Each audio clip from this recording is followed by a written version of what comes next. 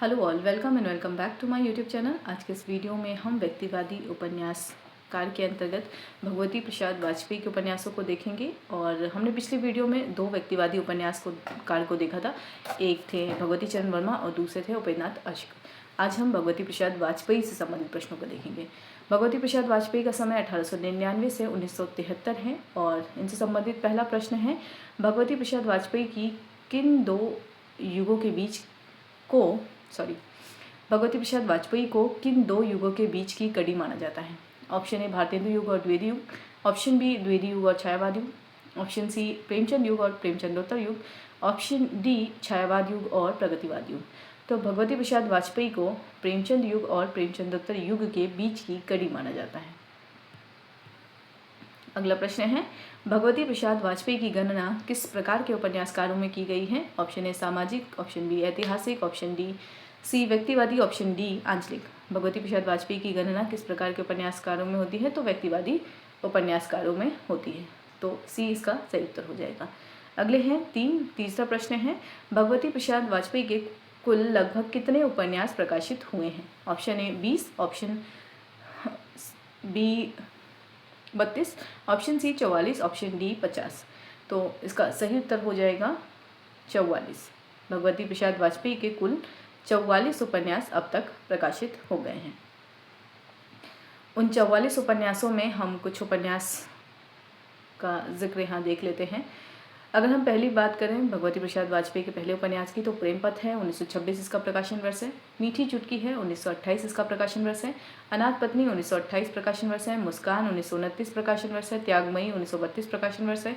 लालिमा 1934 प्रकाशन वर्ष है। प्रेम निर्वाह 1934 प्रकाशन वर्ष है। पतिता की साधना 1936 प्रकाशन वर्ष है। पिपासा 1937 प्रकाशन वर्ष है। दो बहनें 1940 प्रकाशन वर्ष है। और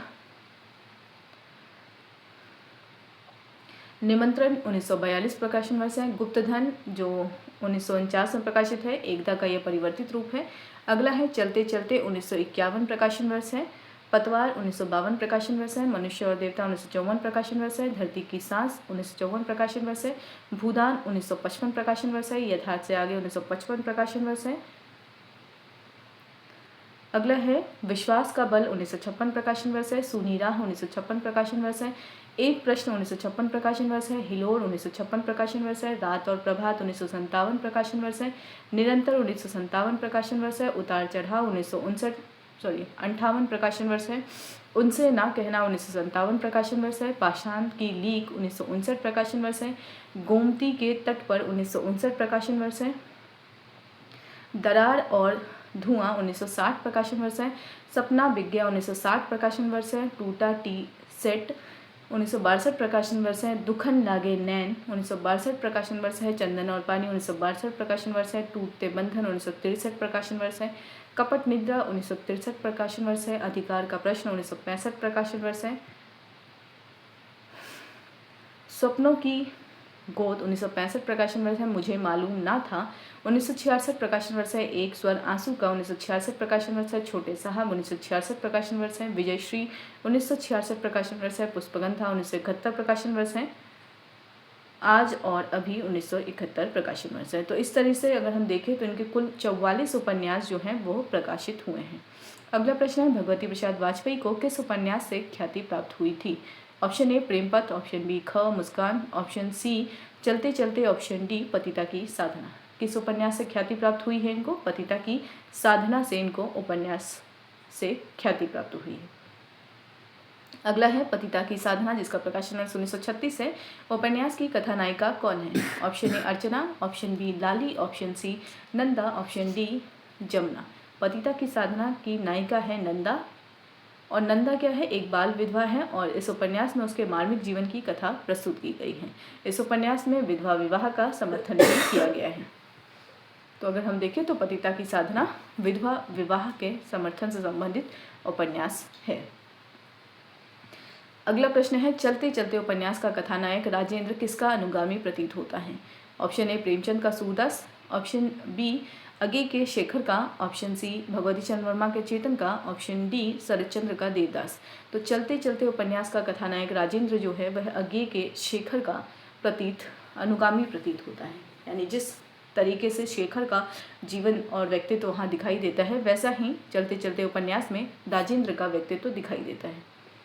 चलते चलते उपन्यास में कथानायक राजेंद्र कुल कितनी नारियों के संपर्क में आता है? Option A 4, option B 5, option C 6, option D 7। तो कुल 6 नारियों के संपर्क में आता है कौन? चलते चलते का राजेंद्र। और ये किसका अनुगामी है? शेखर एक जीवनी का शेखर। संबंधित तथ्य देख लेते हैं। चलते चलते उपन्यास भगवती प्रसाद वाजपेयी का यह उपन्यास है। इस उपन्यास की बात करें तो उपन्यास भी पर्याप्त ख्याति प्राप्त कर सका है। इसमें कथानायक राजेंद्र जो सौंदर्य का पुजारी है, क्रमशः विवाहिता छोटी भाभी, विधवा लाली, परित्यक्तता अर्चना, चंचला हीरा और अभावग्रस्त जमुना एवं वैशाली, इन 6 नारियों के संपर्क में आता है। वह बहुत कुछ आगे के शेखर का अनुगामी प्रतीत होता है।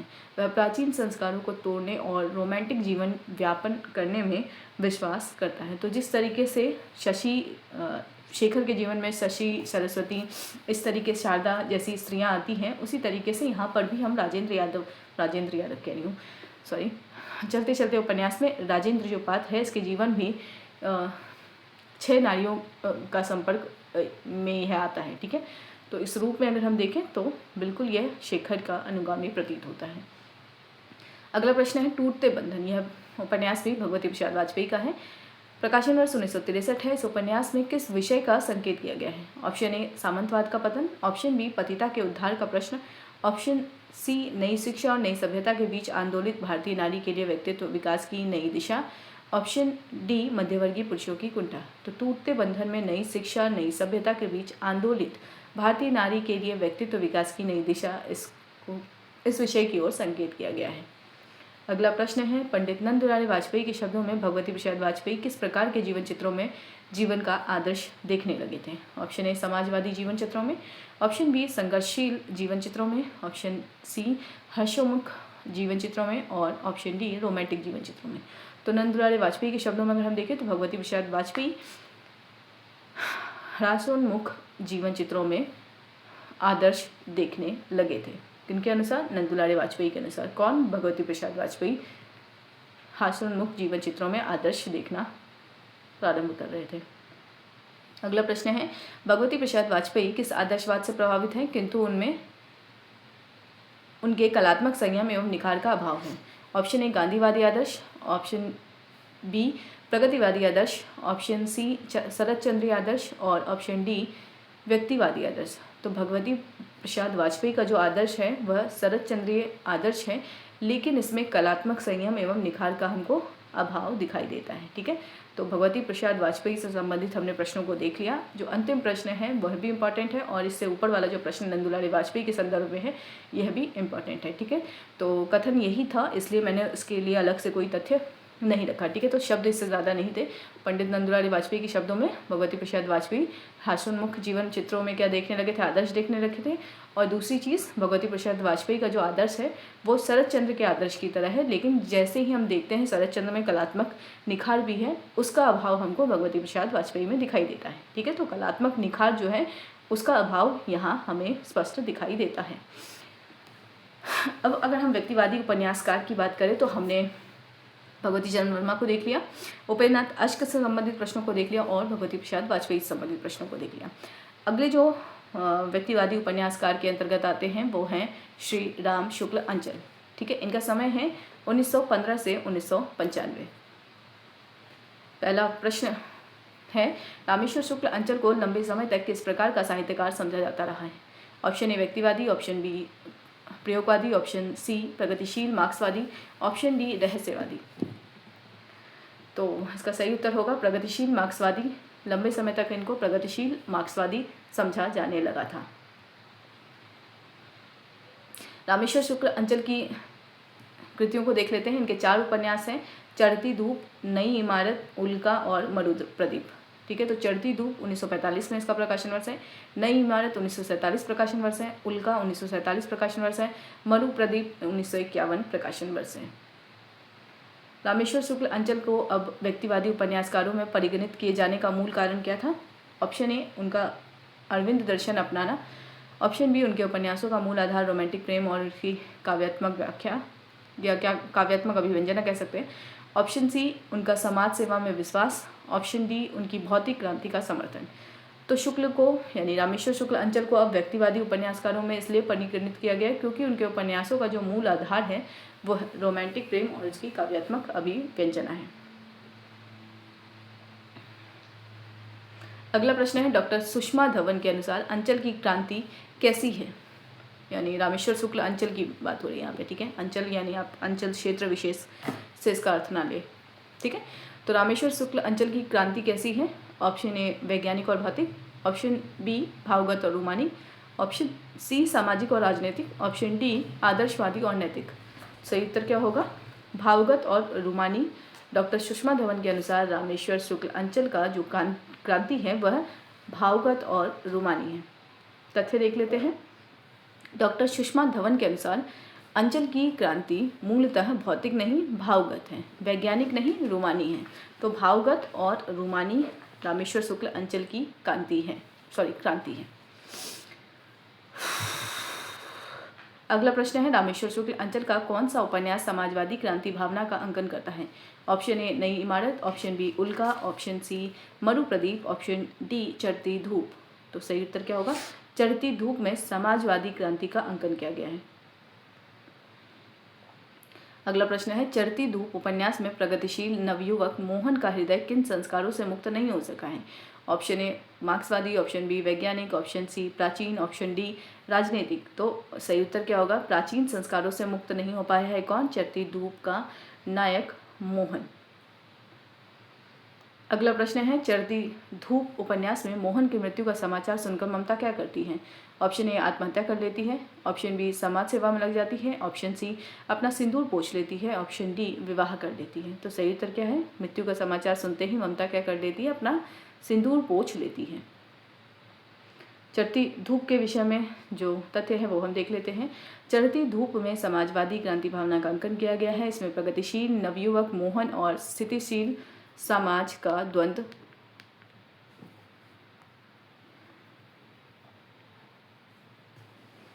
साकार हुआ है। स्वयं मोहन का अपना अंतर्द्वंद्व भी है, वह मस्तिष्क से मार्क्सवादी और विज्ञानी है किंतु उसका हृदय प्राचीन संस्कारों से मुक्त नहीं हो सका है।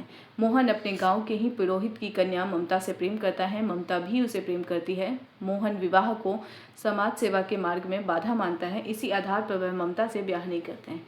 ममता का ब्याह एक प्राचीन विचारों के व्यक्ति से होता है, दोनों में नहीं पड़ती है। मोहन श्रमिकों का नेतृत्व करते हुए पुलिस की गोली से मारा जाता है। मोहन की मृत्यु का समाचार पाकर ममता अपना सिंदूर पोंछ लेती है। इस प्रकार यह उपन्यास समाजवादी यथार्थवाद के प्रति मात्र भावुक उन्मेष बनकर रह गया है। ठीक है, अगला जो प्रश्न है वह नई इमारत उपन्यास से है। प्रश्न है, नई इमारत उपन्यास किस क्रांति पर आधारित है।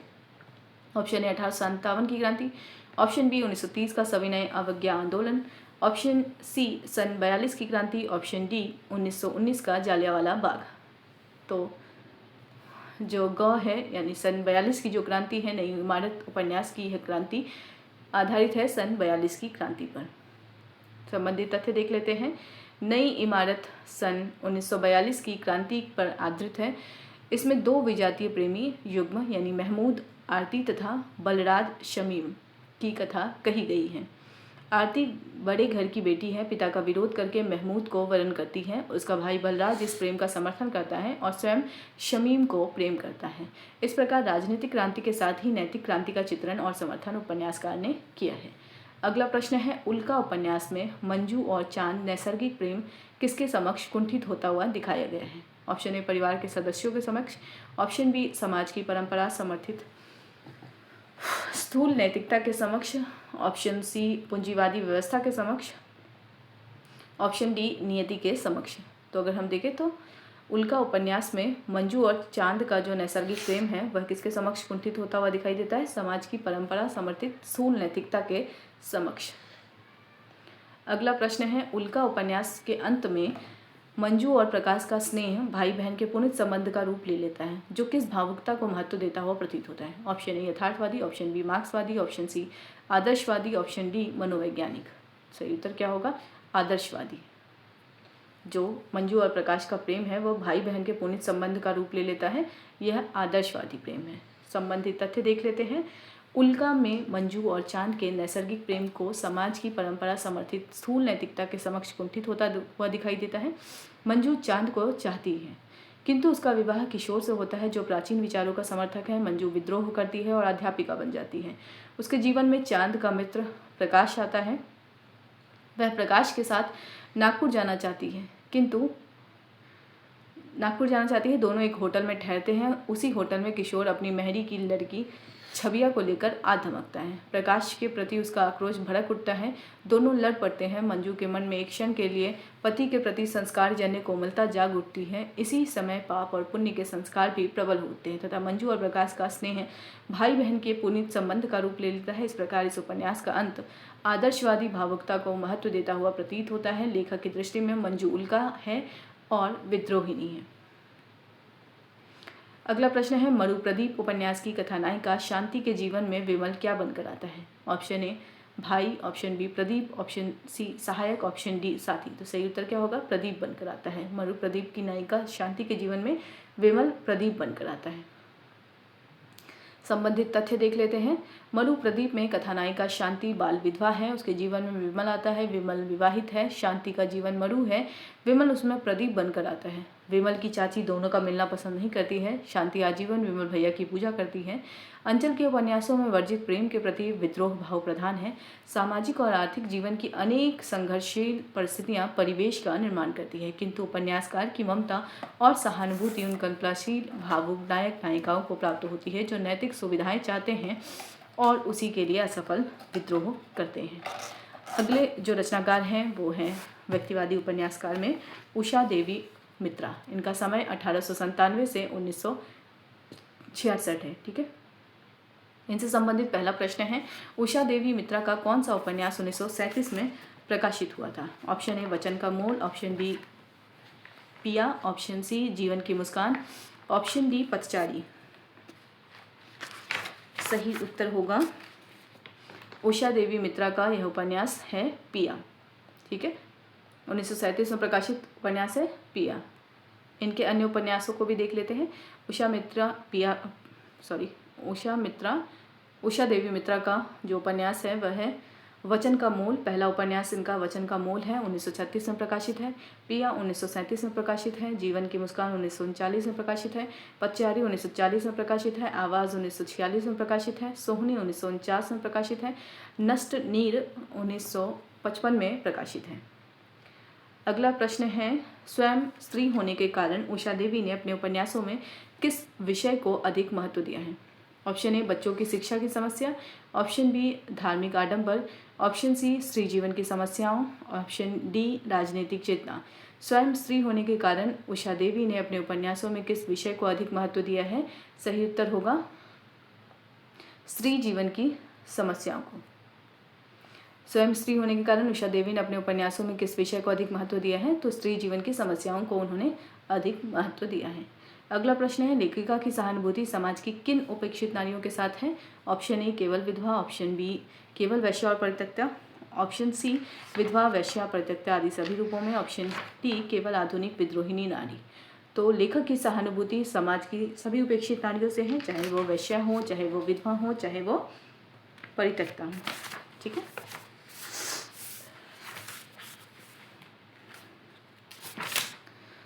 अगला प्रश्न है, उषा देवी मित्रा अपने उपन्यासों के माध्यम से किस आदर्श की प्रतिष्ठा करना चाहती हैं?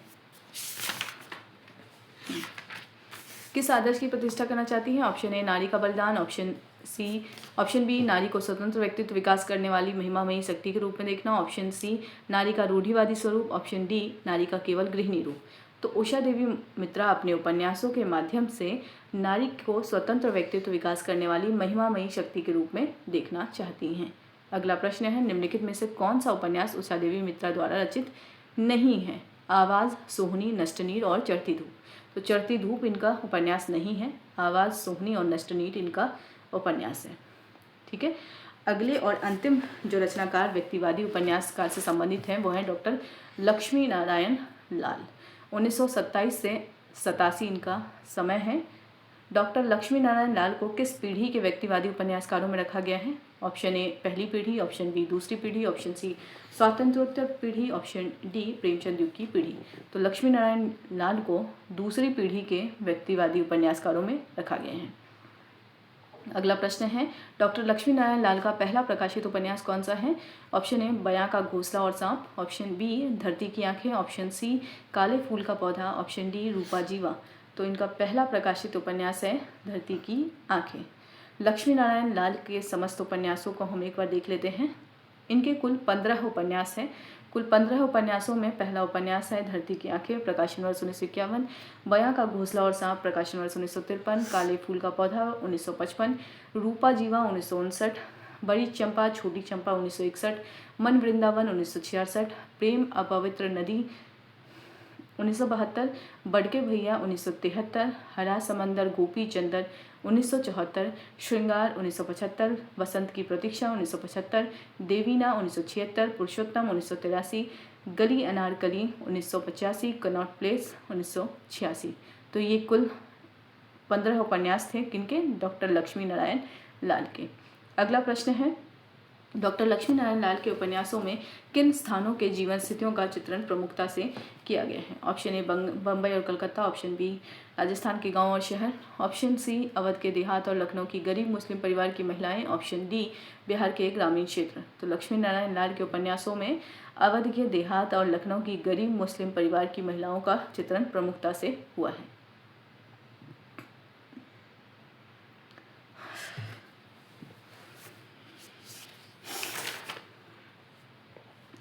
अगला प्रश्न है, डॉक्टर लक्ष्मी नारायण लाल ने श्री राजेंद्र अवस्थी से बातचीत में रचना के लिए किस शर्त को अनिवार्य बताया था? ऑप्शन ए संघर्षशील होना, ऑप्शन बी सामाजिक होना, ऑप्शन सी अपने आप में स्थित और पूर्ण में अनुशासन होना, ऑप्शन डी भावुक और रोमांटिक होना। तो लक्ष्मी नारायण लाल ने श्री राजेंद्र अवस्थी से बातचीत करने के दौरान उन्होंने कहा था कि अपने आप में स्थिर होना और अनुशासन पूर्ण होना वह अनिवार्य है। ठीक है, तो संबंधित तथ्य भी हम देख लेते हैं। श्री राजेंद्र अवस्थी से कभी डॉक्टर लक्ष्मी नारायण लाल ने कहा था, जो स्वस्थ नहीं है, मतलब अपने आप में स्थित जो नहीं है, अपने पूर्ण अनुशासन में नहीं है, वह लिख सकता है पर रचना नहीं कर सकता है। तो रचना के लिए ज़रूरी क्या है? रचना के लिए ज़रूरी है स्थित होना और अनुशासन पूर्ण होना। जो यह नहीं है वह लिख सकता है, लेकिन उसकी जो लिखी हुई चीज़ें हैं वो रचना नहीं कही जा सकती है। ठीक है, निश्चय ही डॉक्टर लाल ने अपने आप में स्थित होकर लिखा है। इसका परिणाम यह हुआ है कि उनका सारा लेखन उनकी आदर्शवादिता के आग्रह से मुक्त नहीं हो पाया है। ठीक है, तो अगला जो सेक्शन है, यानी कुल 8 वर्गीकरण हमने प्रेमचंदोत्तर युगीन उपन्यास के अंतर्गत देखा था। उन 8 वर्गीकरण में 8 वर्गीकरण का एक बार मैं नाम ले लेती हूँ।